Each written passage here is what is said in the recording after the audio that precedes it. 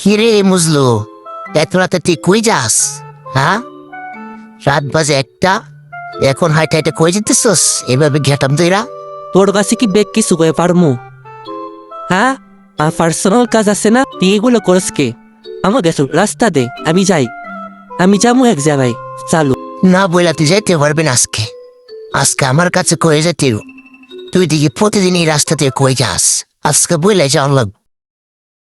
দেখ ভাই, শুধু শুধু ফেজল বাড়াইস না, আমাকে রাস্তা দে। আমার ইমার্জেন্সি যাইতে হইব, চালু। তুই সাইড দে আমাকে, আমি চাই।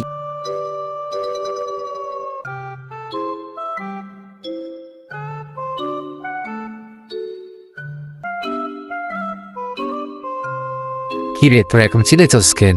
রাত বাজে একটা, তোরা এখন তোরা এতটা চিলাইতেছস, মানুষ ঘুমাইবে না? যা তোরা বাসায় যা, ঘুমাবা যা। স্যার বললেন না, আমি এই দিক দিয়ে যাইতেছি, শুধু শুধু আমাকে দাঁড়া হওয়ার টাইম লস করতেছে। কি জানে আন্তজি কথাবার্তা শুরু করছে ও। ও এই দিক দিয়ে প্রতিদিন জানি কই যা রাতের একটা দুইটার সময়। এই কারণে আমি আটকাইছি যে তুই কই যাস প্রতিদিন, এই কারণে তাকে দাঁড়া হরাইছি। আচ্ছা যাই হইছে, তাকে যাইতে দে। তাকে আটকে কি লাভ? তাকে যাইতে দে, কোন জায়গায় দিতে হোক, তাকে যাইতে দে। এই চলে যাও, তুমি কই যাইবা? চলে যাও।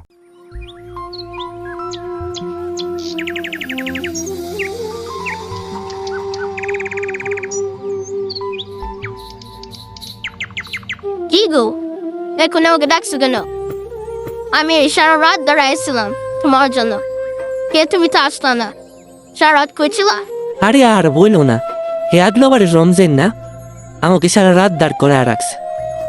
আমি বলে কই যাই, আমার এই কথা বলতেই তাই আটকার।